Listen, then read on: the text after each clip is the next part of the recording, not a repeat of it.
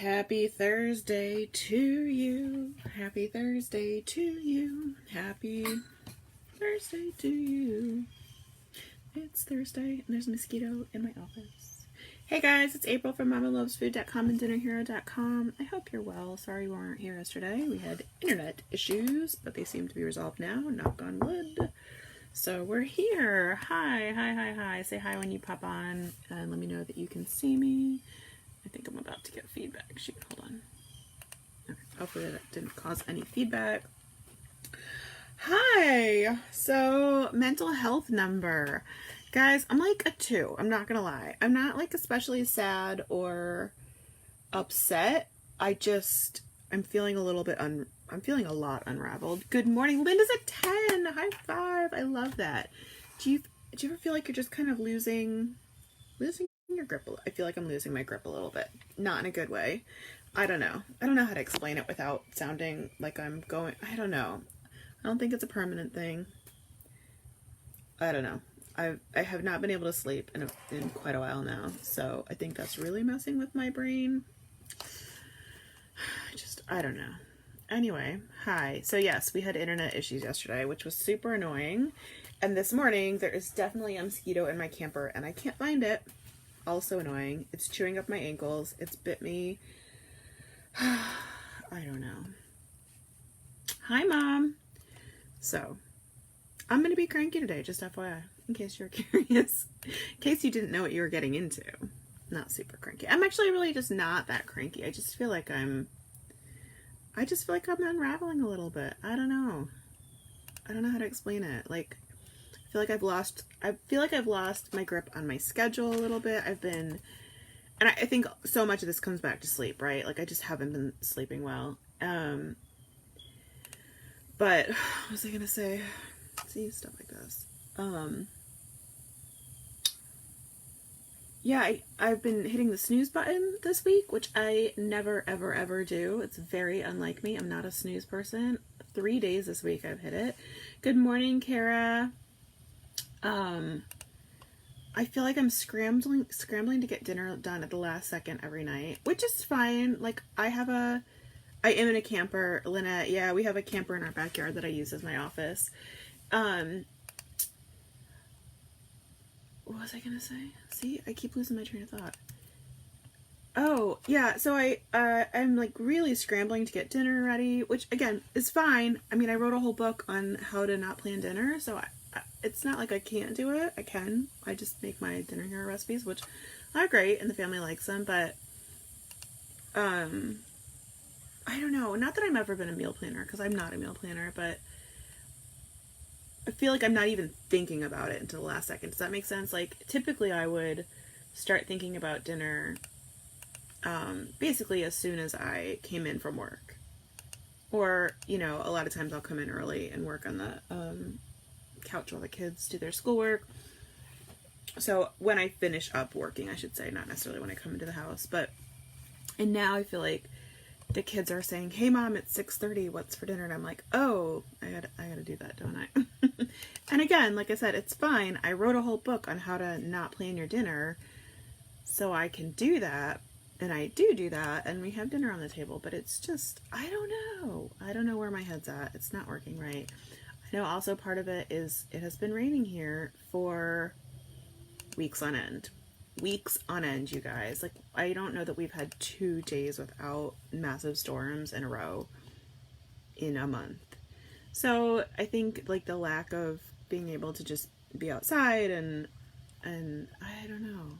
Oh goodness, April, you are just a ray of freaking sunshine today. Sorry. So do you guys ever get like kind of a thing stuck in your head that until you work through it, like, you can't really focus on anything else? So I told you last week or the week before that we were rehabbing. This is the camper that I work in, and I think on Monday maybe we did a little tour of it because I showed you how we ripped out the bedroom area and we're going to make it a bunk area and we're going to use it for oh, Amber, I wish I could send you a rain. It is absurd. Like, unreal. You'd think we have a hurricane right now, and we did have a little tropical storm thing earlier this week, but it's, I mean, before and after that and since that, and it's crazy. So I was kind of fixated on that, right? I drew up the plans for the camper. We have the battery ordered. I caught the inside of my mouth. We have the battery ordered to replace it, and like things are moving in the right direction. But then I was still kind of cranky because I just want to do more traveling than like local campsites, right? Which, don't get me wrong, I'm excited about the local campsites, but let's be real. It's still Florida. I've still lived here a million years. I like to do more than that. So, and I don't like having to rely on somebody else to tow my camper if I have to. I mean, we're going to do it, and it'll be fine, and I'm excited about it. But I was also starting to think about bigger things, and I'm super upset. 140 days until Christmas. I am not ready for it, Tracy. Yeah, Andrea says it's like I get stuck on something. So for a minute, I was really stuck on the camper thing, and then we worked through that. And then I was watching, so I had been watching like camper rehab videos, right? To figure out ideas on like how to change the layout. And then I got on this spiral of, and I think I might have talked about this a little bit earlier in the week. I can't remember who I talked to. I got in this spiral of vans because Wes had talked about renting or buying a small RV, but then we decided it's bigger than we want to drive, right? Like, because if we're gonna drive something, we want to be comfortable driving it in the mountains, and you know, just, and be able to park it in pretty normal places.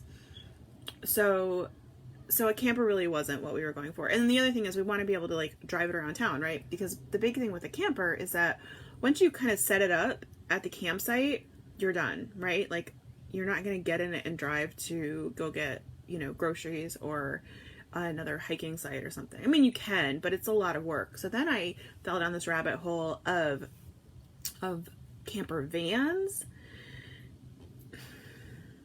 Guys, I'm doing everything in my power to make this happen. So first of all, so we drive a passenger van already, and it's 20 feet long. So I'm perfectly comfortable driving a long vehicle.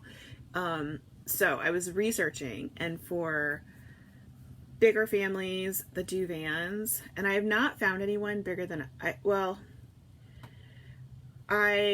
found one family that's a family of 8 that actually does it, but their setup is really, really like duct tape and gum. Like, they literally strap what do you call it, hammocks across, and I don't want that. Like, I don't need it to be super fancy, but I do need like maybe some more permanency. And we need a bathroom. They didn't have a bathroom. They had like a little porta potty that they pulled out from under a seat.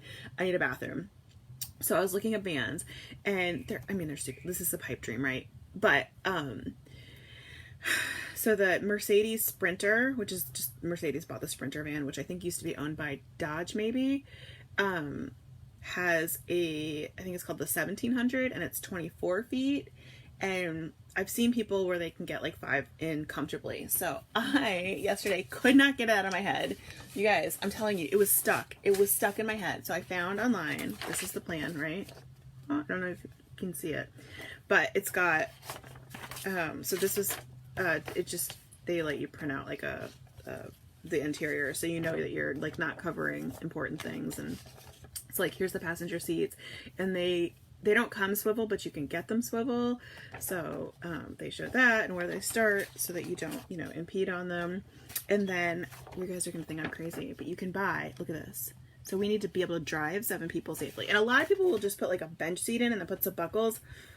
Given that I was an attorney that dealt with a lot of car accidents, and Wes is an accident recreator for a living, like, we are not okay with that. It's just not our comfort zone. And I realize these vans are super safe. You guys, I know I'm on a super crazy tangent, but anyway, you can get, Sprinters actually have 4 rows of 4 seats, and we actually have a row of 4 seats in our passenger van right now. So technically we could use that because we don't really use that row in our seat. And then you have it like bolted to the frame here, right? And then at night, like, a little kid would sleep on that. Not the most comfortable, but my kid sleeps everywhere, so I'm not super worried about it. And then you have 1 more seat facing forward here so that you don't have legs kicking. Because originally I had 3 seats here and then 2 here, but then I'm like, they're going to kick each other for hours on end, right? Guys, again, this is just pure fun. I seriously doubt this will ever happen. But then you have, kitchen is right here, and then you have a wet bath right here. So basically what it is, it's a tiny little room with a toilet, and then the shower, everything in the room can get wet, and the shower goes over it. And then here is where the magic is, right? Not that Wesley and I are going to be doing it with the kids there. Just that the magic is that we can fit, I think, 6. Because what you do is they have these kind of like military style platform bunks that are held up by, what do you call them? So it's like a rail system, and then they're held up by like really heavy duty straps, and you do a triple bunk. So 3, 6, 7. What? Super crowded. I understand that. And it wouldn't be for like living in, right? Because a lot of people get those and then they actually live in them. You can't live 7 people in a tiny little thing like that. Andrew says if it never happens, sometimes it's fun to plan in case it does. Right, that's how I feel. Like, it's fun to plan. Like I said, we got this financial planner, and like maybe he'll say, hey, you know what? You could afford this if you finance it this way. I don't know, right? But it's a fun thing to dream, and it's a fun thing to get a creative outlet on. So yeah, that's my like tentative plan. And I know if I send this to someone, they're gonna be like, where the hell are you gonna put the, oh, and then here, this is like the little kitchen area. So there would just be a sink and probably I think they're called Dometic or Nomadic fridge. That you plug in there. You know, the question really is, where do you put, because it's so full of stuff, because we're so many people, where do you put the water tanks? Where do you put the batteries? We would want to get solar on the top. But I think it could maybe happen. I don't know, someday. I don't know. Anyway, it gave me something to do last night, but I couldn't get my wheels to stop turning. So anyway, I'll keep you posted if we end up doing it. I did email one company just to get an idea of what something like that would cost. I know it's very expensive, but like I said, if we're not spending money on other stuff when we're staying home, I don't know. Andrew says, I love how you actually have it on a blueprint. I would have sketched it out on a piece of lined paper with my daughter's crayons. So, true story, I wanted to be an architect. Always, always, always. And I was in the architecture program or drafting program in high school for 3 years, and the last year we had a new teacher. He was really scummy and made a lot of untoward comments about women, and there was only 2 women in the drafting program, or in my class in the drafting program, and so he really turned me off from it, and I switched to art. And I don't regret, because, you know, life turns out, and I wasn't an artist anyway. I was a lawyer and now a recipe developer, but I do still love drawing plans. I love it. I love it. I love it. I got it from my mom. My mom's, she was watching earlier list. I don't know if she's still watching, but I grew up with my mom drawing graph paper plans. So I really enjoy drawing plans. Makes me happy. Anyway, all right, so recipe of the day is apple butter. So it's funny because you know how you get those, like, I think even the iPhones do it now, where they say, oh, this is what you were doing 1 year ago today. No fail, almost every single year on August 4th, I get a reminder from the year before, not from many years before, but the year before, like, you made, mom says, yep, Andrea. Yes, my grandmother, her mom also used to love to draw plans, so it's funny. So recipe of the day. Yes, August 4th, for whatever reason, I make apple butter almost every year. Anyway, so it just happened, and I refreshed the pictures on the website, and they're really pretty. It's the same recipe we've been using since 2008. I love it. I love it. I love it. Good luck, Michelle. Michelle's job interview today. High five. You're going to do great. Hi, Shelly. Shelly says, it's been a while since I got to watch you. Why don't you cook anymore? So just with the new schedule changes with COVID, it's been really hard to get my kitchen cleared out long enough to do it. My middle schoolers are staying up later at night, and it's just not been, I've not been able to work it out. So hopefully we'll get back to doing it at some point. But for now, we're just coming out in the morning and saying hi. And then we've got 4 years of live shows in the bank. So if you want to watch any of those, you're welcome to. You can always find them on Facebook, and then our YouTube channel, Mama Loves Food on YouTube, has hundreds and hundreds and hundreds of them. So yeah, Mom says hers came to fruition. My grandmother did. She designed her dream house, and then she did actually build it, which was really cool.